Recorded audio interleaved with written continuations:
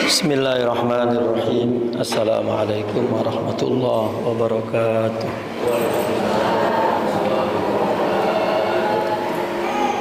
Alhamdulillah, wassalatu wassalamu ala rasulillah wa ala alihi wa ashabihi wa mawalah, amma ba'd.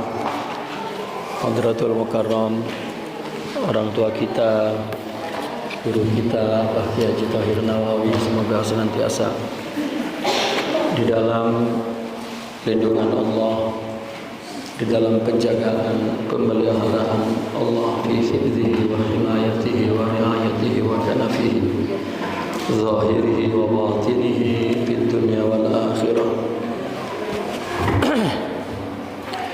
Bapak-bapak dan ibu-ibu sekalian, kita hari ini membaca kitab Kedudukan Tasawuf dalam Islam.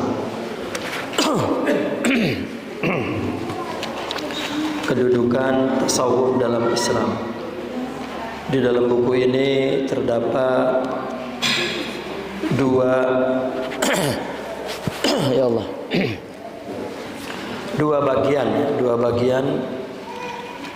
Pertama tentang kedudukan tasawuf dalam ilmu. Yang kedua dalam amal. Yang pertama dalam amal ya. Dan itu kita sudah selesai. Sekarang kita masuk kepada bagian kedua, kedudukan tasawuf dalam ilmu. Halaman berapa itu? 43 ya. Kalau yang baru 35.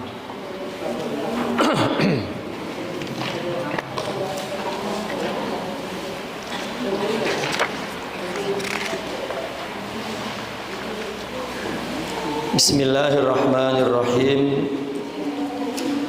Dalam muqaddimah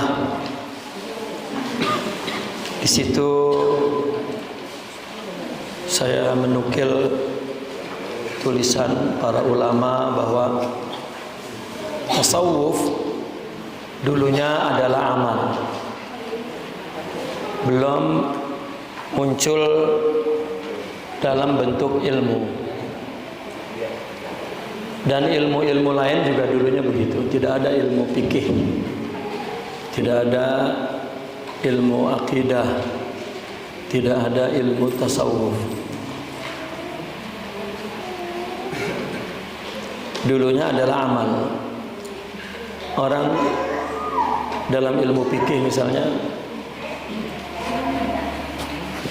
semua masalah hukum itu di zaman Nabi bertanya kepada Rasulullah sallallahu alaihi wasallam, mengikuti perbuatannya, perkataannya, dan persetujuannya. Maka kemudian baru ditulis dalam masalah ibadah itu ya, ketika dikumpulkan, ditulis, maka dinamakan fikih.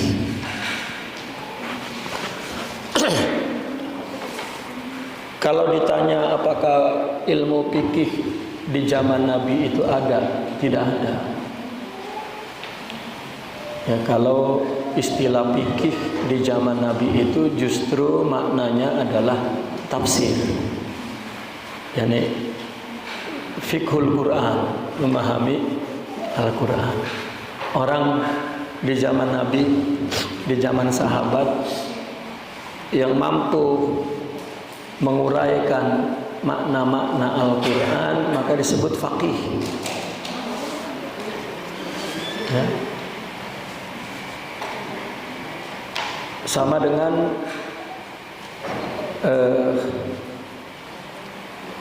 orang disebut bertauhid dulu itu adalah orang yang berakhlak, bukan kemudian tauhid sebuah ilmu yang kita kenal sekarang, ilmu akidah. Namun baru ya, timbul ilmu-ilmu Islam, disebut ilmu syariah.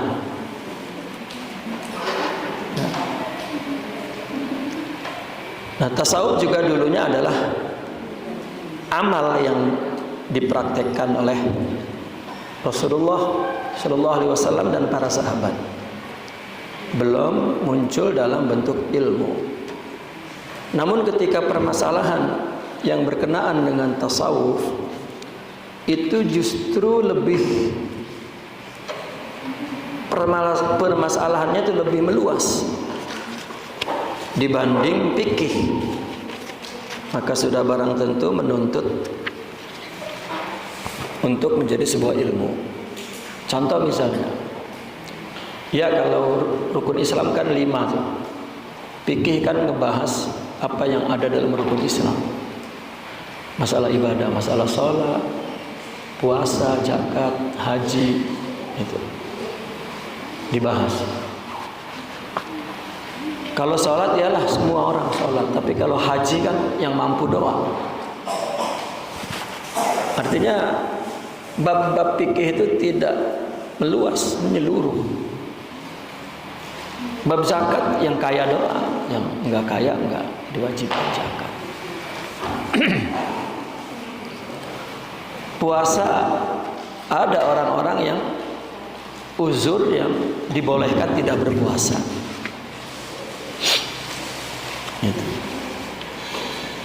Namun masalah tasawuf tidak ada. Seperti misalnya orang mesti bersabar.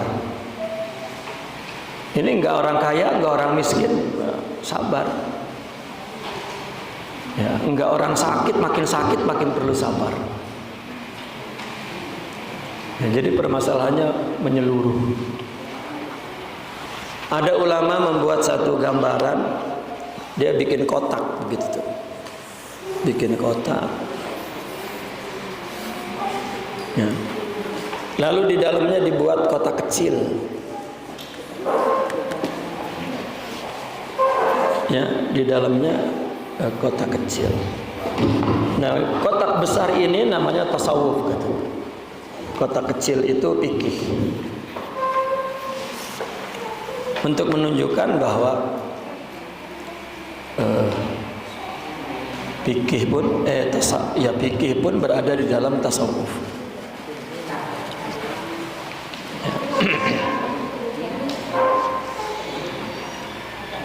Nah, karena permasalahan tasawuf dalam umat Islam lebih meluas dibanding ilmu lain, maka hukum serta kaidahnya lebih meresap ke dalam hati dan jiwa mereka.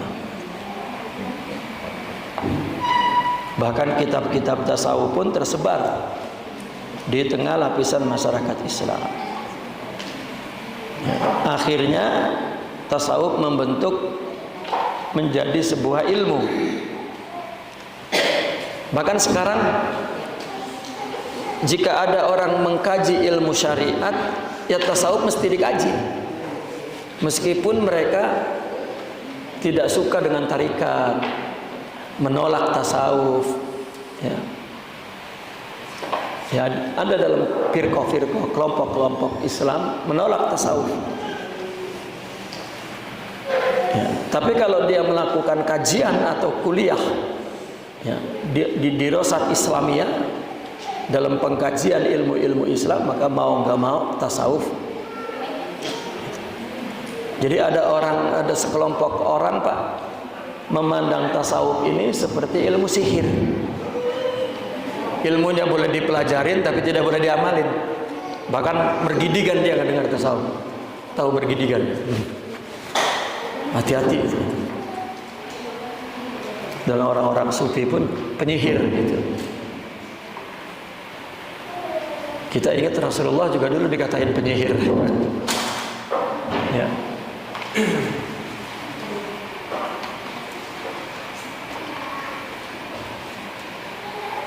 Maka kita dengar cerita dulu, katanya ya,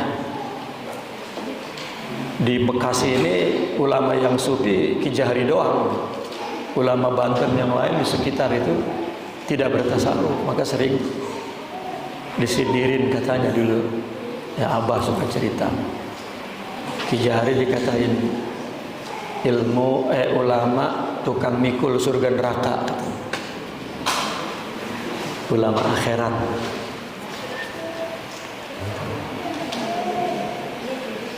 Baru kemudian ya saya melihat kenyataan itu, ya kan sekarang generasinya juga memang tidak ada berkaitan dengan tasawuf, dan kita pelajari kenapa. Nah, jawaban kenapanya juga kita udah dapat. Nah, maka perlu kita sampaikan, kita terjemahkan secara ilmu agar mereka tidak menolaknya meskipun tidak mengamalkannya.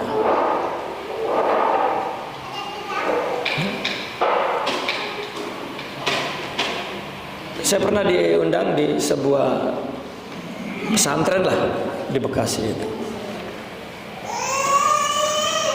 Dan pesantren ini ya mempunyai ulama besar. Ya. Namanya lebih besar daripada Kabupaten Bekasi lah. Mungkin secara kajian dibaca tapi tidak pernah dijelaskan tentang apa itu tasawuf, apa itu tarekat. Lalu ada ustadz di situ, ya bersama-sama kami bertarekat akhirnya. Mungkin dia kalau dia yang nyampein karena orang situ, orang ya biasanya orang kampung setempat kan ya kurang diperhitungkan. Jadi dia mesti minjem tangan orang. Saya diundang untuk dialog tentang tasawuf dan tarekat dengan keluarga besar kiainya itu, dengan guru-guru pesantrennya dan keluarga besarnya. Dan setelah itu juga saya semakin memahami bahwa kenapa ada penolakan dari ulama kepada tasawuf.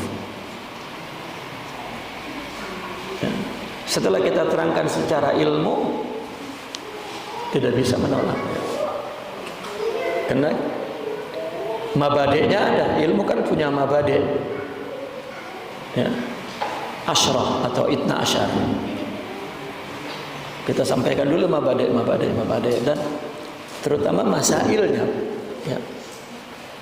Permasalahan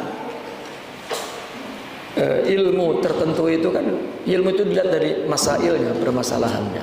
Kalau permasalahannya ada real, siapa yang bisa menolak? Sejarahnya ada, tokohnya ada, karyanya ada, generasinya ada, istilahnya ada, lengkap seperti ilmu, sempurna. Nggak mungkin bisa ditolak. Rupanya yang ditolak adalah orang yang mengaku bertarekat, ilmunya tidak ada, prakteknya juga salah. Yang ada adalah taqalid, tradisi-tradisi yang dia lihat, dia dengar, kemudian dia amalkan, ya. Tapi tidak menjadi sebuah madrasah tasawuf. Waktu itu orang pesantren ini menyangka tasawuf itu yang dulu kan pernah muncul di Cibitung apa di mana, yang zikirnya campur dangdut katanya gitu. Dikirain itu tasawuf gitu. Itu ahlul hakikat yang udah tidak menghiraukan zahir. Itu tidak. Ya ahlul hakikat itu nggak kelihatan. Yang kelihatannya adalah syariatnya, itu ahlul hakikat. Begini ahlul hakikatnya begini. Kita sholat kan sama 4 rakaat, sama syariatnya. Yang ahlul hakikat dia khusyuk, kita kagak itu tuh. Kita bukan ahlul hakikat karena kagak khusyuk. Makanya kiai dulu, siapa yang bisa sholat sini? Saya tanya syaratnya, kalau salah saya gampar katanya gitu. Nah, itu adalah hakikat. ketika salat, ketika ibadah itu hatinya bersama Allah. Ya. Kita kan sebelum sholat nggak kepikiran apa-apa, begitu sholat aja, datang, semua datang pikiran macam-macam tuh. Sampai barang kita yang hilang itu datang, ingat di situ. Wah iya, ngapa jadi timbul di situ itu? Alladzi yuwaswisu fi sudurin nas minal jinnah wan nas.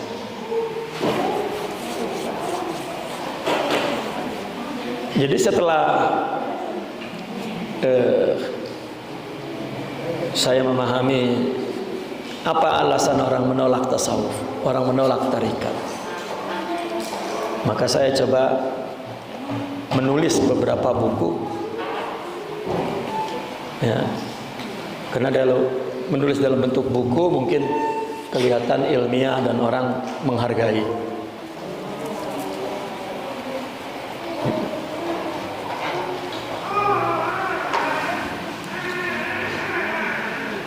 Salah satunya adalah buku ini.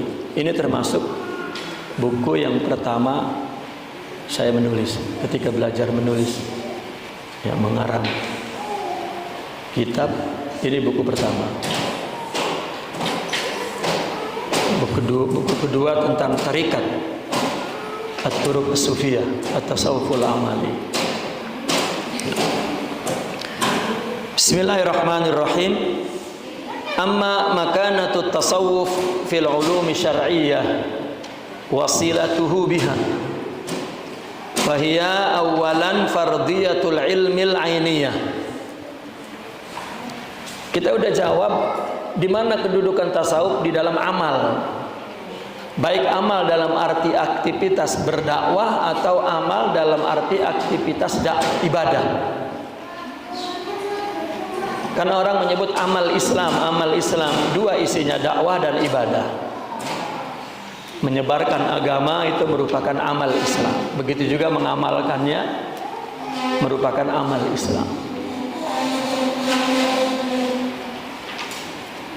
Kita udah jawab 3 jawaban yang ringkas tentang di mana letak kedudukan tasawuf di dalam amalan Islam. Ya, itu kita udah selesai itu. Berapa bulan itu selesai. Ya. Padahal mah dikit banget itu, tapi ya, berapa bulan baru selesai. Itu dia lupa. Ya.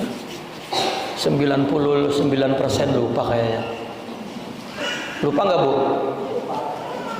Apa nggak inget ya? Kalau bapak-bapak mah nggak ingat, bukan lupa. Nah sekarang kita lihat kedudukan tasawuf di dalam ilmu. Karena agama itu ilmu dan amal. Agama itu ilmu dan amal. Nah tasawuf di mana letaknya? Amal, ada amal dakwah, ada amal ibadah. Ya. Nah sekarang ilmu. Qasamal ulama'u al-ilma ila ma huwa fardu ainin wa ila ma huwa fardu kifayatin. Ulama membagi ilmu, ada ilmu yang menjadi fardu ain dan ilmu yang menjadi fardu kifayah. Wa'tabara al-islamu talabal ilmi fariidatan. Qala Rasulullah sallallahu alaihi wasallam, talabul ilmi fariidatun ala kulli muslim. Dan Islam menganggap mencari ilmu itu wajib. Dalilnya itu talabul ilmi fariidah. Menuntut ilmu itu fardu.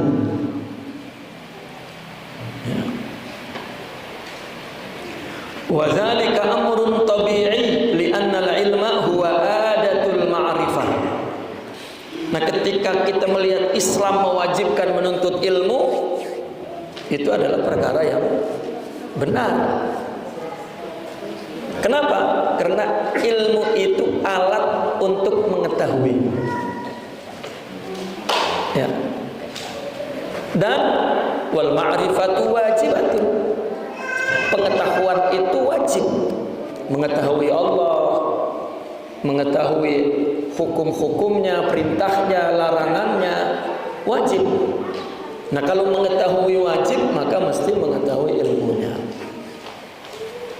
Orang beramal pun ya, enggak jadi amal kalau tidak tahu ilmunya. Ya. Ia enggak jadi amal kalau tidak tahu ilmunya.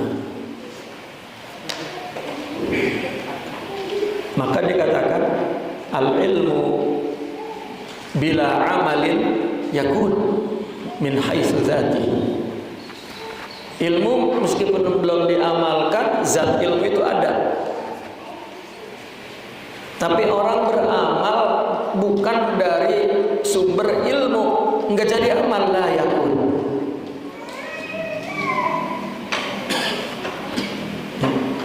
Amal itu Pak, artinya aktivitas gerak tubuh ini kan amal. Itu perintah akal. Kayak orang akalnya menganut kalau makan durian kolesterol. Ini yang belum ada kolesterol Pak, yang udah ada kolesterol mah jangan makan. Begitu makan pikirannya tuh itu penuh kolesterol. Pikirannya itu yang memerintahkan saraf-saraf itu jadi sakit. Itu. Karena gara-gara pengetahuan. Nah, pengetahuan kalau salah enggak ada jadi rasa ada. Lah enggak ada kolesterol, jadi rasa kolesterol. Salah bener baik gitu. Karena pikirannya salah. Maka ilmu itu mesti dituntut dengan benar. Pahamnya mesti sahih. Makanya ulama dari dulu sampai hari ini selalu mengatakan paham yang penting. Berilmu dan memahami. Ilmu dengan paham beda Pak. Ya. Ilmu itu diumpamakan air jatuh ke tanah. Tanahnya gersang, nggak numbuhin apa-apa. Itu ilmu doang, pahamnya nggak ada. Nah, ilmu jatuh ke tanah, air jatuh ke tanah, tanahnya subur, numbuhin sesuatu. Nah itu paham. Ya. Makanya yang nggak jauh-jauh ke kitab, ke apa, ke ulama dulu. Ya, Kiai di Caiger juga ya, kalau ngomong paham yang penting. Ya, tetap kayak nggak paham gitu mah. Ya, udah dibilang pahamnya tetap nggak paham. Ya, karena paham itu mesti hatinya bersih.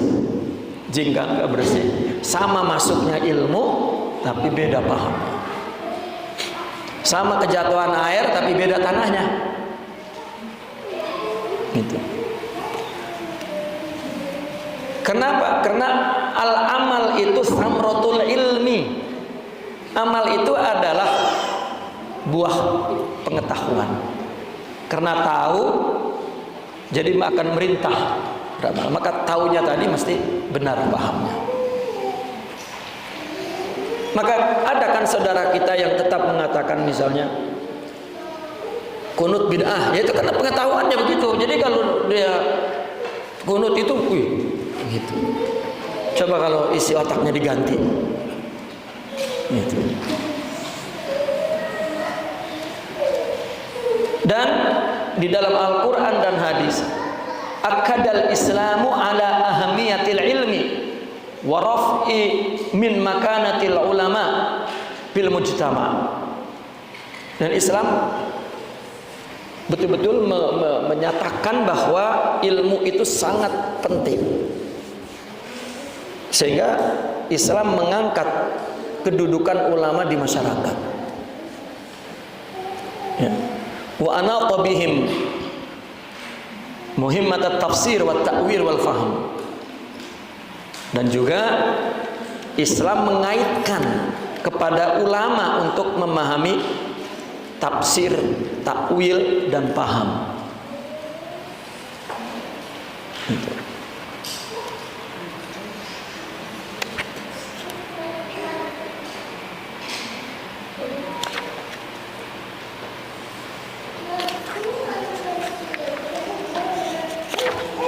Kemudian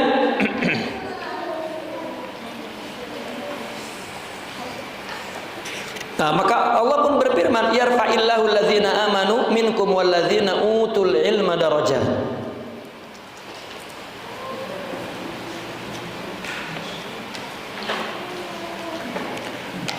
Wa anata bihim tadi itu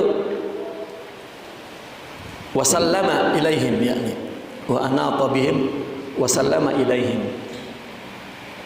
Urusan tafsir, urusan takwil, urusan memahami itu diserahkan kepada ulama. Ya, maka nggak bisa bikin-bikin pendapat, menafsirkan, tidak bertanya kepada ulama. Seperti yang sekarang lagi viral, ya. Ada mazhab baru itu. Ya. Itu maksudnya, contohnya begitulah. Nggak bisa, itu ulama mesti yang untuk menafsirkan Al-Quran, hadis. Karena untuk menafsirkan Al-Quran ada syarat yang cukup, ya, baik ilmu dan akhlak.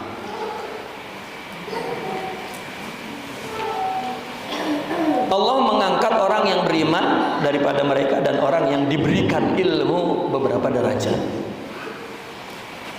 Wada'al Islamu ilal ijtihadi kawasilatin lil faham. Bahkan Islam menganjurkan untuk berijtihad sebagai sarana untuk memahami. Wa rafa'a min sya'nil mujtahid. Maka Islam memuliakan orang-orang mujtahidin. Seperti Imam 4, ya ini kan mujtahidin, maka namanya sampai sekarang wal tamasalahul uzru fi halil khata. Dimaafkan oleh Islam kalau salah orang yang mujtahid, ya. Dan diberi pahala atas ijtihadnya. Jadi orang berijtihad salah, dikasih pahala tetap dari jerih payahnya memahami Al-Quran. Kalau benar, 2 pahalanya, capeknya ijtihad dan ijtihadnya benar.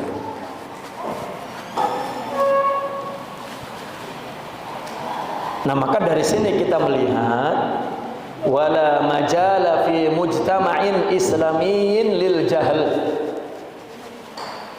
Tidak ada peluang, tidak ada jalan, tidak ada alasan lah untuk masyarakat Islam, bagi masyarakat Islam menjadi bodoh. Saya mah dulu nggak ngaji karena masih hidup, kan kata Nabi ngaji dari minal mahdi ilal lahdi. Disuruh megang kitab, gak mau, udah tua katanya. Serem menuju tua. Ya. Masih ibadah, kecuali udah tua nggak boleh ibadah lagi, baru nggak boleh menuntut ilmu. Ya. Udah tua lagi pengen kawin lagi, ya. Ilmu kagak mau, kan aneh.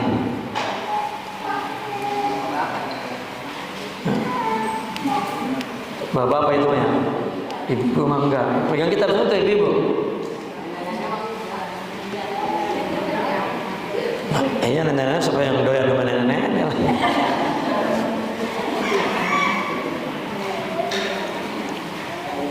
Li'annal jahla yuaddi ila hayatin jahiliyah. Karena kebodohan itu akan membawa dia kepada cara hidup seperti orang jahiliyah. Orang punya ilmu itu standar bicaranya, standar perbuatannya, standar ukurannya, ilmu. Nah, ketika orang berbuatnya tidak berdasarkan ilmu, nggak bisa diterima, nggak bisa. Ya. Iya, pendapatnya, pikirannya nggak bisa untuk dihormati karena tidak sesuai dengan standar ilmu. Wal Islamu haribul jahiliyah atau harabal jahiliyatil ula, jahiliyatal ula. Dan Islam sangat memerangi jahiliyah yang pertama dulu. Binuril Islami wa hadiyih, dengan cahaya dan hidayah Islam. Sawa'un fi majalil aqaid, baik dalam urusan keyakinan. Dulu zaman jahiliyah nyembah berhala misalnya udah diperangi. Awil adat atau tradisi. Jadi Islam juga membangun tradisi. Islam membangun tradisi. Kalau tradisi itu benar menurut Islam, maka diterima dan dikembangkan. Kalau tidak, tidak boleh.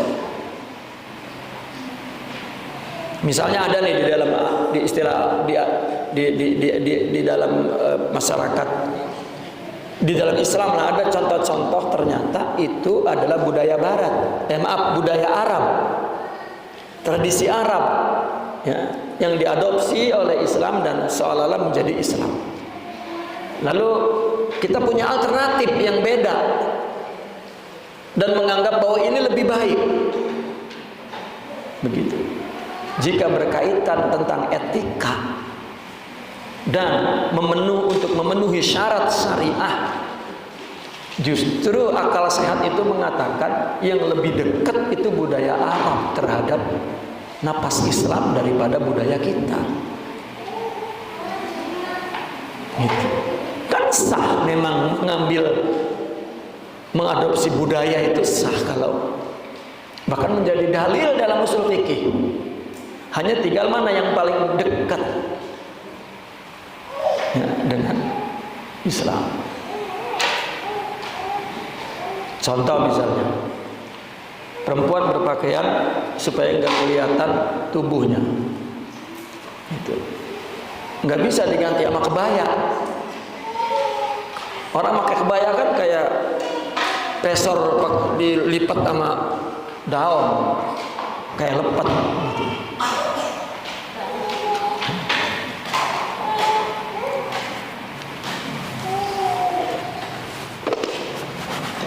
Ini taruh di sini aja.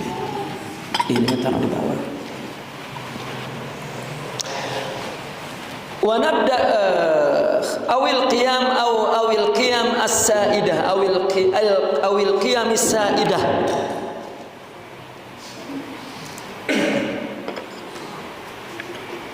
Serta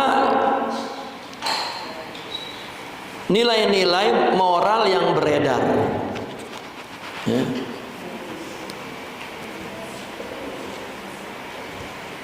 Wa nabdada bi kulli madhahiril jahiliyah min ibadatil awsan wal iman, dan dihancurkan segala fenomena jahiliyah seperti penyembahan berhala atau percaya kepada al-asatir.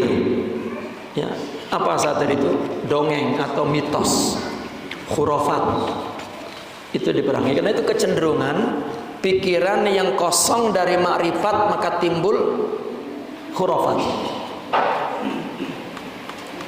Ya. Isi kepala itu kan mesti ada ilmu, ya. Dan hati jiwa itu mesti ada makrifat. Kalau tidak ada, maka kecenderungan untuk takhayul dan khurafat serta timbulnya asatir, mitos-mitos itu sangat kuat kecenderungan itu. Kalau orang dikasih pengetahuan ilmu yang luas, terhapus itu khurafat itu. Kalau jiwanya penuh dengan makrifat, hilang itu mitos. Ya. Kita sering dengar nanti kalau ada orang pakai putih-putih, buahnya putih, keturunan Maulana Hasanuddin gitu. Ini dia adalah ya, yang akan membangkitkan Banten, membangkitkan dunia. Itu mitos. Kenapa yang dia gambarkan putih-putih, matanya menyala, misalnya? Ya. Itu karena kosong dari ma'rifat hatinya.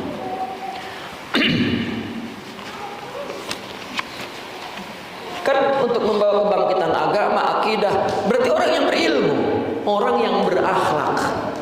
Sebetulnya kalau datang orang yang membawa itu ditolak, dibunuh mungkin. Kenapa? Karena Jika di dalam dadanya tidak punya ilmu, tidak punya makrifat, maka menolak sosok yang dia bayangkan dalam mitos itu.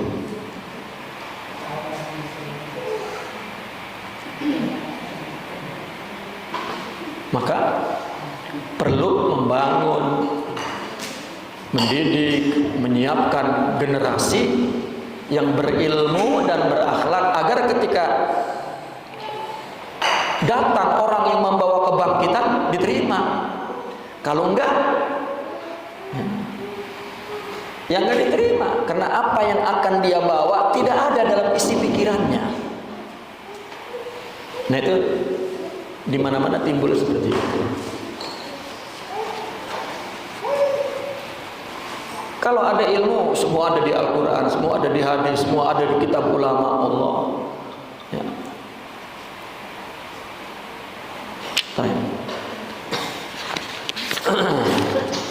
Waqtalafal ulama'u fil ilmi alladhi yu'tabar fardu 'ainin wattajaha kullu fariqin minal ulama' litarjih kaffatil ilmi alladhi ya'tabiruhu daruriyan liistiqamatil hayati wa mutaradatil jahl.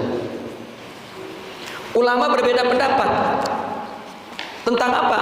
Tentang ilmu yang dianggap fardu ain itu yang mana?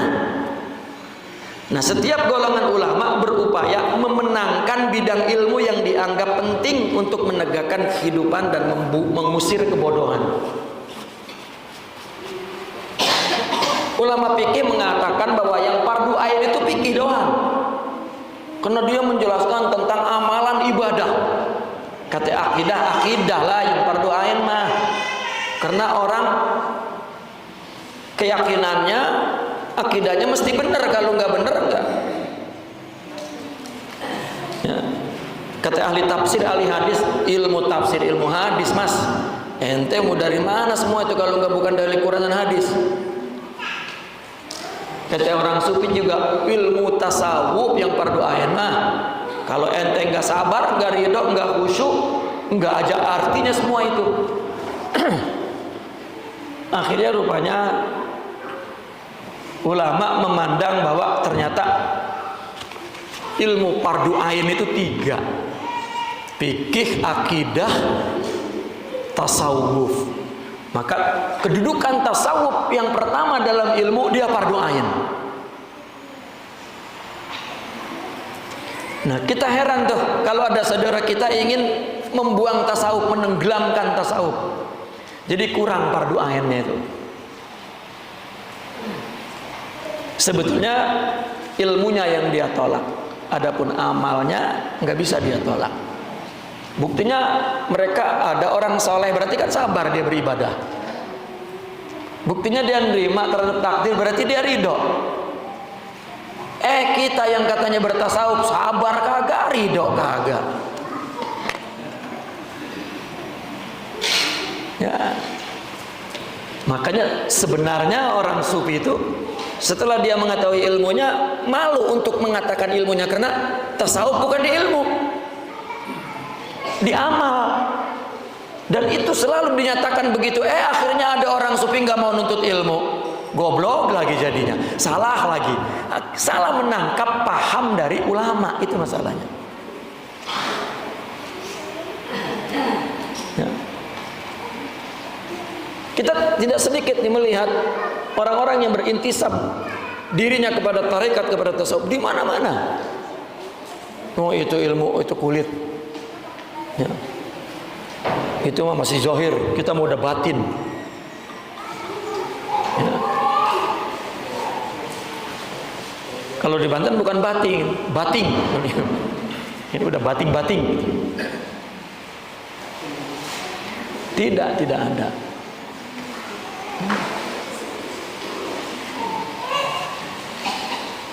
Nah, maka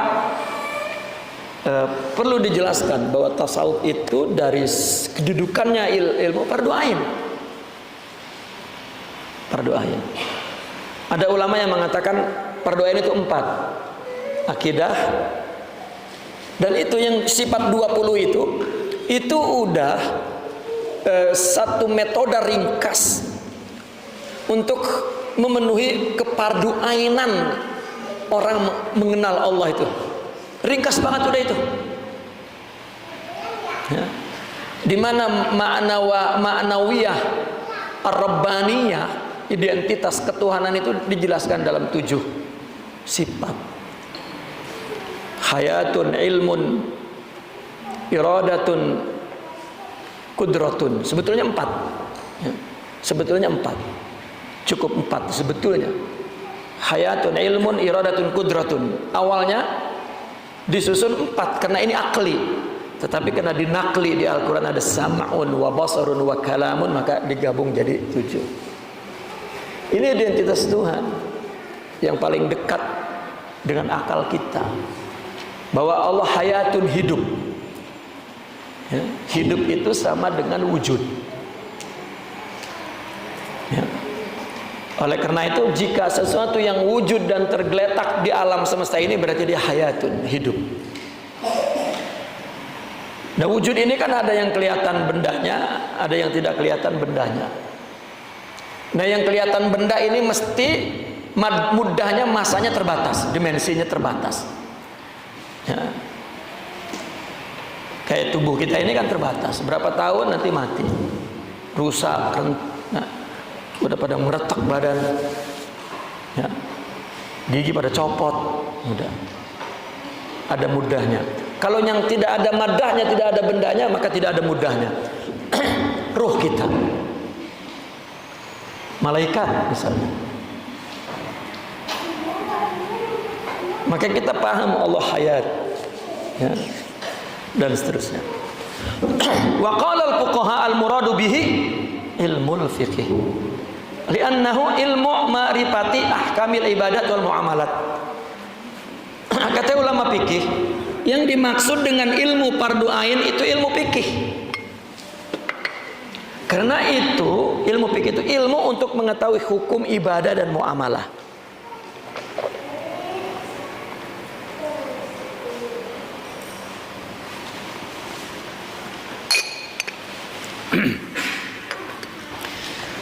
Wa qala ulamaul kalam, ulama kalam juga mengatakan al-ilmu wajib huwa ilmul kalam.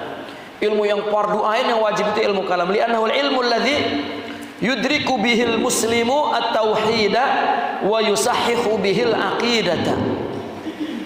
Karena ilmu tauhid ini ilmu yang dijadikan alat untuk memahami tauhid, mencapai tauhid dan memperbaiki akidahnya.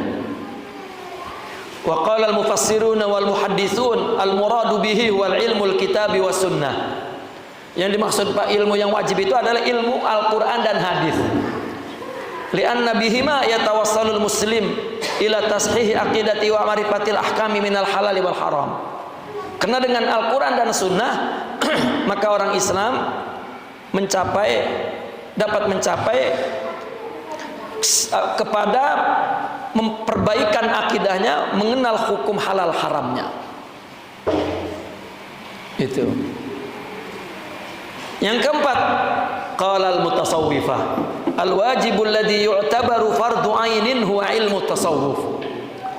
Yang dianggap menjadi fardu ain adalah ilmu tasawuf.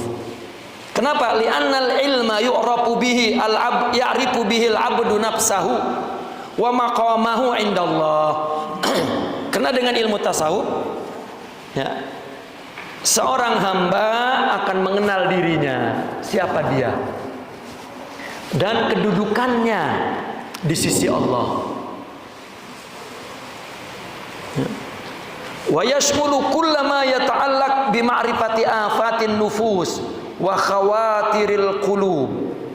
Tasawuf juga mengandung segala yang berkaitan dengan pengetahuan terhadap yang nafsu-nafsu, sifat-sifat nafsu yang merusak, ya, dan lintasan bisikan hati. Wa hadzal ilmu huwa alladhi yumkin sahibuhu min ma'rifati kaifiyatil amali wa fi majalil aqaidi wal awamiri wan nawahi. Nah, ilmu tasawuf inilah yang si pemiliknya dapat mengetahui cara beramal dalam bidang akidah dan dalam bidang ibadah. Gimana ibadah yang benar, bagaimana akidah yang benar, itu dapat dirasakan dengan ilmu tasawuf itu, diketahui dengan ilmu tasawuf.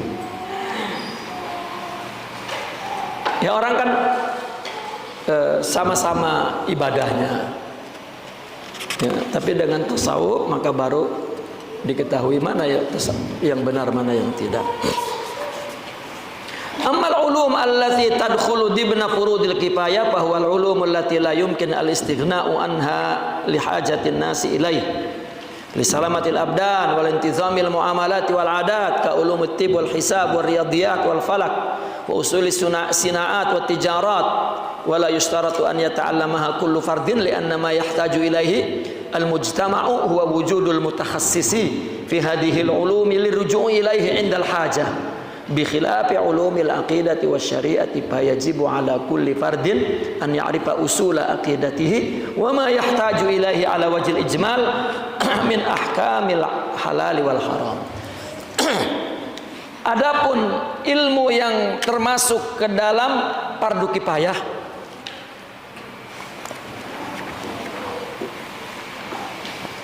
adalah ilmu yang diperlukan oleh orang banyak untuk menjaga kesehatan tubuhnya, mengatur urusan muamalahnya, urusan dunia ekonomi, ya, dan untuk mengatur adat istiadatnya, seperti ilmu kedokteran, ilmu matematik, ya, ilmu hisab, ilmu palak, dasar-dasar industri, perdagangan, ya. Dan tidak disyaratkan semua orang melakukan itu. Yang diperlukan adalah orang yang melakukan at-takhassus, spesialisasi, ya. Ya, ini adalah orang yang spesialis ilmu kedokteran, ya, kepakaran dalam kedokteran, kepakaran dalam ekonomi, kepakaran ini yang diperlukan oleh masyarakat. Ini fardu kifayah. Kalau udah ada dia, udah. Tapi kalau urusan ibadah, udah ada ustaz, udah ada kiai kakal, kita semua wajib, ya. Itu. Maka yang fardu ain itu sampai mati. Itu. Sampai mati terus menuntut ilmu, karena ilmu itu ilmu Allah, dan Allah yang memberikan kepada siapapun kita belajar. Sekarang mah ada YouTube, Pak, ya, ada apa baik, ya, nggak ada, Pak, alasan untuk tidak dapat menerima ilmu pengetahuan, nggak ada. Jangan nonton bola, tua-tua kayak nonton bola Pak di TV, pas ngaji malah dimatiin, ya, alasannya udah tua. Ibu-ibu nonton sinetron baik, ya, udah tua masih.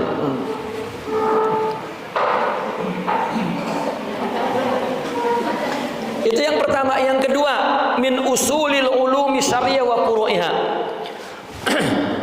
Yang kedua, tadi di mana kedudukan tasawuf dalam Islam? Dia adalah ilmu yang fardu ain, ya. Bahkan tasawuf ini lebih menyeluruh, diperlukan oleh semua lapisan masyarakat, apapun profesinya, apapun kedudukannya. Nah, yang kedua adalah tasawuf ini merupakan ilmu usul, ya, ilmu usul dan sekaligus ilmu furu'. Saya beri kata pengantar di sini. Kita telah terbiasa mendengar bahwa usuluddin itu akidah, furu'uddin itu adalah fikih. Ini benar dari sisi amal, karena Ketika kita beramal, usulnya itu di sini. Furu'nya itu adalah di aplikasi perbuatan. Fikih membahas furu'uddin. Akidah membahas usuluddin dalam makna din al-amal. Dan ini siapa sebetulnya yang menetapkan istilah ini sampai istilah itu dipakai oleh seluruh ulama di dunia ini? Al-Imam Ibn Taimiyah. Sebelum Imam Ibn Taimiyah tidak ada usuluddin itu akidah, tidak ada. Hatta mazhab 4 yang namanya usuluddin itu fikih, akidah, tasawuf. Karena dia punya usul yaitu Al-Quran yang tidak ada ruang untuk ijtihad, dan dia punya furu' yaitu ya ada ruang untuk ijtihad. Maka Al-Quran adalah usuluddin. Yang ada di Al-Quran dia adalah usul, dalil, dasar agama. Ya, dari segi ilmu ya. Saya ketika menulis tentang ini tiba-tiba membaca tulisannya Sayyidina Syekh Ali Jum'ah. Beliau mengatakan itu pendapat Imam Ibn Taimiyah. Saya cari di kitab lain gak ketemu, hanya beliau yang menulis itu. Lalu saya rujuk kepada pemikiran Imam Ibn Taimiyah, benar ternyata. Ya. Kita cari seperti misalnya di Ar-Risalah, di Al-Um, nggak ada terjumpa istilah itu, atau ulama-ulama yang istilah itu. Tapi bukan salah, betul. Memang usuluddin adalah akidah. Ini usul dalam apa namanya? Bukan bermakna usul, bukan bermakna dalil. Ya, tapi usul yakni bermakna asas. Ya, asasul amal yaitu adalah ruh. Tapi secara ilmu tiga ini usul. Ya. I'lam annal uluma asy-syar'iyyah tanqasim ilal aqsam. Yang pertama al-usul. Tetapi secara apa namanya? Penulisan yang ditulis oleh ulama-ulama dahulu ada gitu. Al-usul dalam arti ilmu dalil, ilmu asal. Wa tasmulu kitaballahi wa sunnata nabihi wa ijma'al ummati wa athar sahabah. Ini usul. Al-Quran isinya itu adalah usulul ilm. Semua ilmu bersumber dari situ. Dan hadis, ijma' umat, ijma' ulama, dan athar para sahabat, perkataan para sahabat. Apa itu furu'? Furu' adalah wa huwa ma fuhima min hadhil usul. Furu' itu cabang, adalah sesuatu yang dipahami dari dasar dari dalil itu. Bihasabi al-fadhiha, berdasarkan lafalnya, wa maqasidiha, dan tujuannya. Wa tashmulu kullu ma yata'allaq bi masalihid dunya min al-ahkam al-fiqhiyah fil ibadah wal adat, wa ma yata'allaq bi masalihil akhirah min umurin i'tiqadiyatin wa ilmi ahwalil qulub nazran lin ikasi dzalika ala af'alil jawarih. Nah, ini baru saya ketemukan penjelasan ini karena di buku Sidi Ali Jum'ah nggak ada penjelasannya, begitu saja. Setelah saya cari, rupanya ada itu itemnya lah, katakan pendapat itu di dalam kitab Ihya Ulumuddin. Ya. Jadi furu' itu termasuk mencakup segala yang berkaitan dengan urusan kehidupan di dunia, kemaslahatan di dunia. Seperti yang dibahas dalam hukum-hukum fikih. Ini boleh, ini nggak boleh, ini haram, ini makruh, ini kan di dunia ini. Dan ibadah dan ada. Makanya Imam Al-Ghazali, beliaulah yang mula-mula membuat istilah ada ulama dunia, ada ulama akhirat. Itu Imam Al-Ghazali.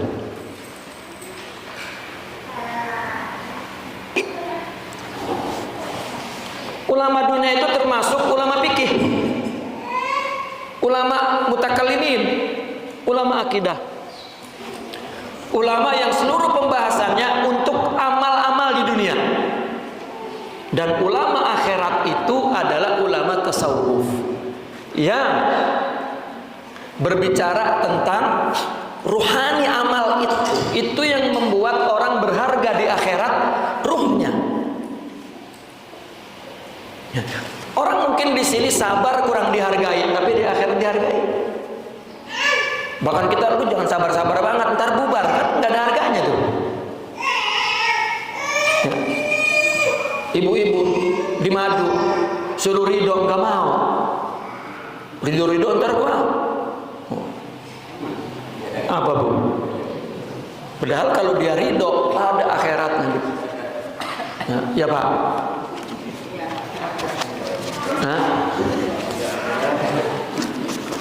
Gitu. Kalau dikasih duit gede, gedung mewah, mobil banyak, baru ridho. Ya. Iya. Bininya tanya orang, bang jangan kawin dulu, kalau udah kaya, bininya tahu kagak bakal kaya itu lakinya. Yang sama juga jangan. Itu.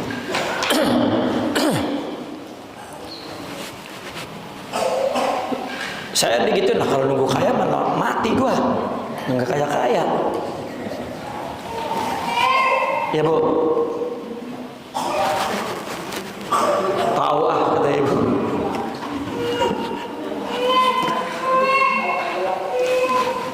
Ini ilmu akhirat dan yang berkaitan dengan kemaslahatan akhirat. Itu masalah i'tiqadiyah dan ilmu ahwalil qulub.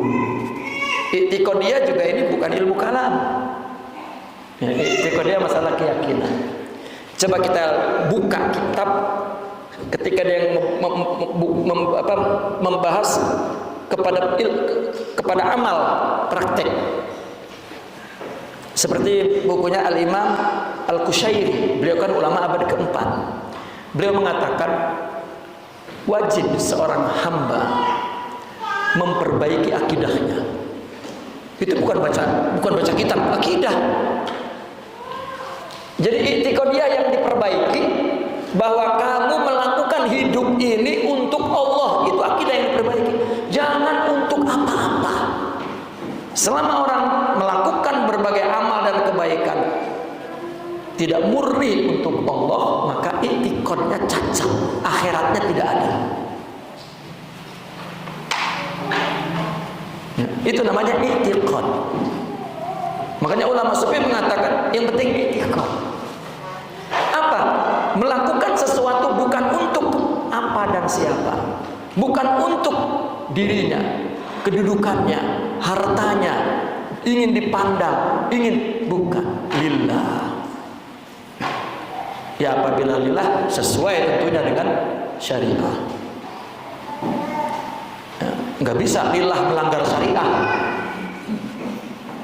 Ya, tidak bisa. Kenapa dikatakan ini akhirat? Karena amal anggota tubuh itu pantulan dari rohani itu. Ya, pantulan dari masalah ahwal itu. Ahwal itu adalah suasana jiwa, keadaan jiwa. Yang ketiga, al-muqaddimat. Tadi ilmu itu ada usul. Ya. Apa yang ada di Al-Quran dan hadis itu usul. Ya. Baik itu berkaitan dengan urusan dunia dan berkaitan dengan urusan akhirat. Artinya yang ada di dalam ilmu fikih dan akidah dan yang ada di dalam ilmu tasawuf. Itu usul. Nah dari sini sudah bisa kita simpulkan bahwa tasawuf min usulil ilmi. Ya, tasawuf ada merupakan ilmu usul, ilmu asal.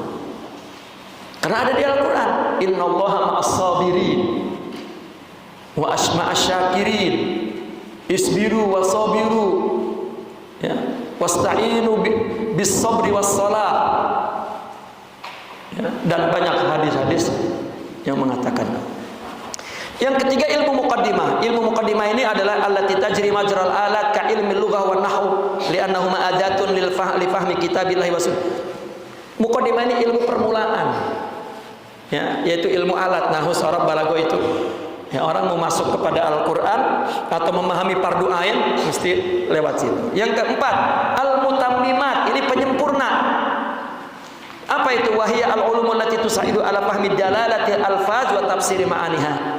Ilmu untuk membantu kita memahami makna lafal dan tafsiran kandungannya dalam Al-Quran. Seperti ilmu qiraat, ilmu tafsir, ilmu nasikh mansukh, ilmu untuk mengetahui para rawi dan kaidah untuk jarh wa ta'dil. Mengetahui siqah dan tidak siqahnya ulama. Ini penyempurna. Min khilali hadha taqsim nafham annal kitab wa sunnah wa athar as-sahaba wa ijma'il ummah al-mutadammina kullama yata'allaq bil i'tiqad wal ibadat wal akhlaq hiya usulul ulumil asilati syar'iyyah. Dari sini kita memahami bahwasanya Al-Qur'an, sunnah, asar sahabat, ijma' ulama yang mencakup segala yang berkaitan dengan akidah, ibadah dan akhlak, dia adalah ilmu syara' yang murni dan usul asli. Wa anna mastantajal ulama'ul mujtahiduna min qadaya wa masail tata'allaq bihadhil usulil asilah hiya furu'un lil ulumi syar'iyyah. Adapun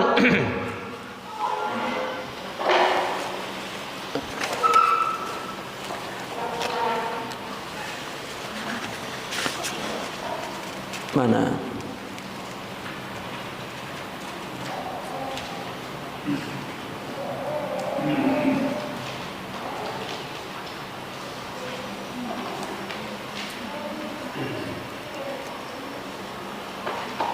Nah, sedangkan hasil istintaj ulama mujtahid tentang berbagai kasus, berbagai permasalahan, ya, yang dilahirkan oleh ulama mujtahid yang berkaitan dengan usul di atas, itu disebut furu' ulum syar'iyyah.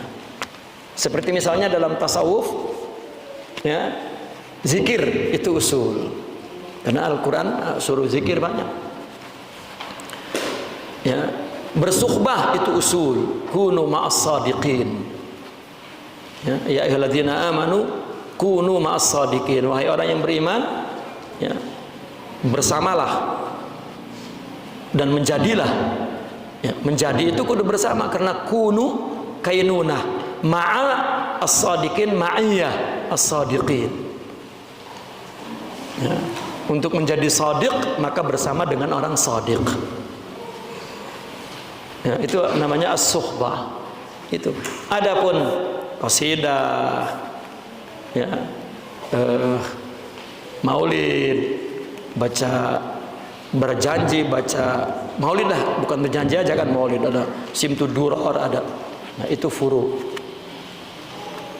Ya, haul misalnya. Maulid itu adalah masalah-masalah tasawuf, tapi furu. Ya. Seperti kita maulid ada mahalul qiyam. Apakah mahalul qiyam berdiri doang atau ada yang bergerak-bergerak, itu furu semua. Ya. Termasuk membaca zikir-zikir, aurat-aurat, hizib-hizib, itu furu. Kalau dalam tasawuf, yang usulnya ilmu, zikir, mujahadatun nafas, dan as-suhbah. Itu usul, itu ada dalam Al-Quran dan itu diamalkan oleh sahabat, ya, sebagai sebuah baramij, ya, tariqun nubuwah, ya. Taib.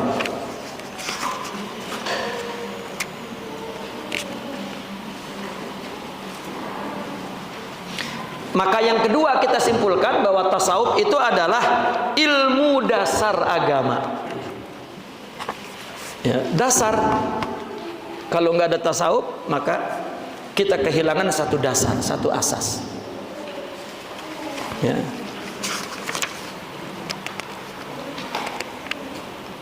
Salisan Nah ini yang ketiga ini tentang hubungannya tasawuf kepada ilmu-ilmu syariah. Hubungannya tasawuf kepada ilmu, kepada saudaranya tuh, apa fikih dan akidah. Ya. Apakah punya hubungan yang erat tasawuf itu dengan fikih? Tasawuf itu dengan akidah? Punya hubungannya. Karena ketika fikih nyuruh sholat, maka tasawuf menyiapkan sumber sholat itu, hakikat sholat itu apa? Khusyuk dan tunduk. Karena sholat itu semuanya gerakannya itu sebuah simbol ketundukan. Ruku, sujud, nah, itu simbol ketundukan. Hatta sedekah. Nah, maka orang orientalis ada yang ngebahas bahwa ini sedekah ini tradisi zaman jahiliyah.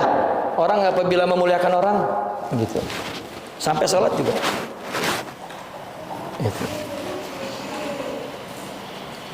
Tapi diabadikan dalam. Ya mungkin ada cara yang lain.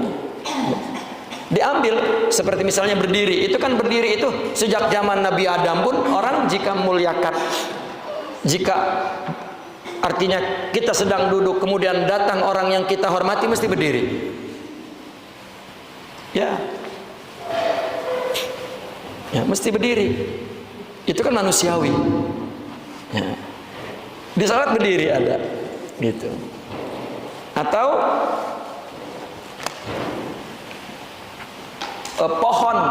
pepohonan tuh. Ya, ketika datang nikmat Allah, angin apa dia nunduk. Maka artinya ada simbolnya, kita ruku. Sujud binatang itu, dia diciptakan udah begitu tunduk. Dan kita pun mencerminkan simbol ketundukan binatang. Duduk tahiyat itu seperti batu bukit, begitu aja dari diciptakan sampai kapan dia begini, kita pun mencerminkan semua bentuk ketundukan, kekhusyuan. Pas habis sholat nggak tunduk hati kita kepada Allah, berarti sholatnya belum membentuk jiwa. Ya. Itu ditulis oleh Syekh Abdul Qadir Al-Jilani dalam kitab Sirrul Asrar. Dulu kita baca, ngaco ini, nerangin apa baik kata kita mah. Gitu begitu lama, oh iya ya, kagak bener sholat kita kalau lihat ini. Itu Sidi Abdul Qadir Al-Jilani ya, menerangkan semua gerakan itu menunjukkan simbolik apa. Nah inilah tradisi itu kan masuk ke dalam ibadah tuh. Ya. Makanya seluruh orang dari Arab itu dia mempertanyakan, kita kan kalau selaman begini ya, gitu. Itu nanya itu ngapain? Itu kan Buddha katanya, gitu. Karena tradisi kita laki dengan perempuan selaman tuh. Dan Islam membuat tradisi jangan selaman di dalam forum yang umum. Kalau khusus silakan. Ya. Nah kemudian ulama pinter. Kalau dikatain nggak boleh selaman itu tersinggung karena budayanya kan selaman. Akhirnya ngelihat ada budaya orang begini, ada pakai begini. Ya. Udah begini kayak masih juga ujungnya ya elah. Udah begini udah. Nggak abdol kalau gitu. Ya. Padahal orang Arab semua apabila dia ingin menghormati sesuatu gitu.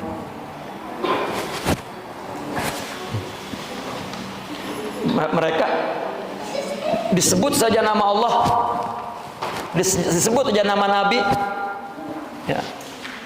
Pas disebut nama bini, oh begini Pak terus. Karena takut sama bini jadi. Ya.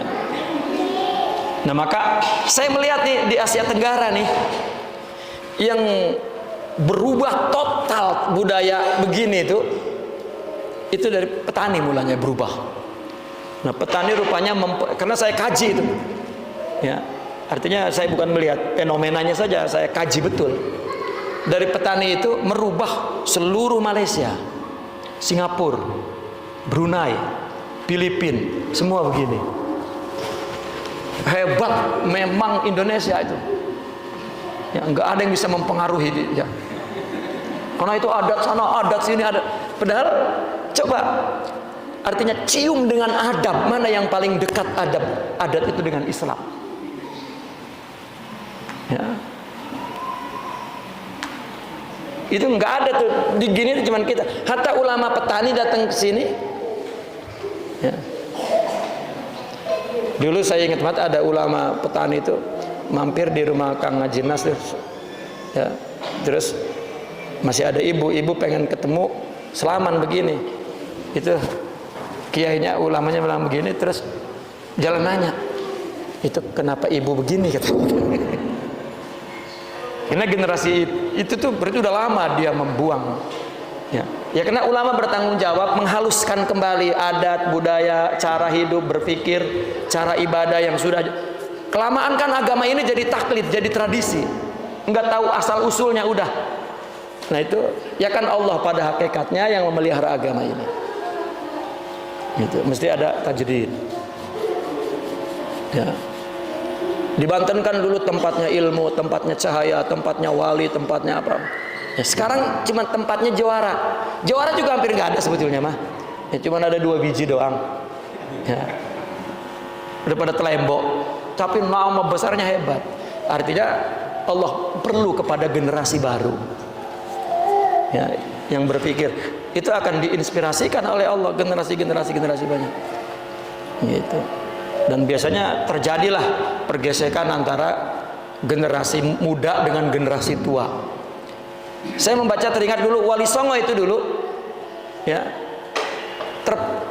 semua pendapatnya, tarikatnya, fatwa-fatwanya sampai tahun 1700 sudah tidak relevan tuh. Akhirnya diganti dengan generasi baru. Kita ngedengar Syekh Abdul Karim dulu, katanya kalau pulang ke Banten Syekh Abdul Karim, waduh katanya ke Banten mah hasud katanya sama saya gitu. Padahal itu kisah perubahan antara generasi muda dengan generasi tua. Ya. Ketika dia melihat terputus, maka kemudian dia berpindah kiblatnya ke Mekah. Kan Wali Songo dulu kiblatnya ke Maghrib, ke Maroko. Berpindah kiblatnya ke Mekah. Nah itu ya, menghalusi tradisi adat dan budaya rupanya. Nah, sehingga pada mati di Mekah ulama itu. Ya. Baiklah, bapak-bapak dan ibu-ibu, itu saja bahwa tasawuf dari segi ilmu di mana letaknya ada 2. Pertama, fardu ain. Kedua, merupakan usul dari ilmu agama. Sama dengan akidah dan fikih. Namun fikih dan akidah dikategorikan dunia, yang akhirat tasawuf. Karena Al-Quran, hadis, perkataan sahabat dan ijma ulama berkenaan dengan kemaslahatan dunia dan kemaslahatan akhirat. Kemaslahatan dunia fikih dan tauhid, akidah, ilmu akidah, kalam, dan permasalahan akhirat adalah tasawuf. Jadi jelas tasawuf itu kedudukannya dalam ilmu ada, bahkan bagian daripada ilmu Islam yang tidak bisa diabaikan, dibuang. Dan membuang tasawuf sebetulnya bukan membuang separuh, hampir keseluruhan. Karena ekspresi aplikasi zahir itu semua di batin. Atau dengan kata lain, agama itu ada bagian yang paling penting, yaitu rohani. Zahir itu adalah ekspresinya, ungkapannya. Dan tasawuf itulah huwa Islam, wa tasawuf huwal ihsan, wa tasawuf huwal iman, wa tasawuf huwa din. Ya. Makanya mereka mengatakan inna hubbi huwa dini wa imani. Ya, bahwasanya cintaku kepada Allah, kata orang sufi, itulah agama dan itulah iman, ya, dan itulah amalku. Naqifuna walhamdulillah. Al-Fatihah.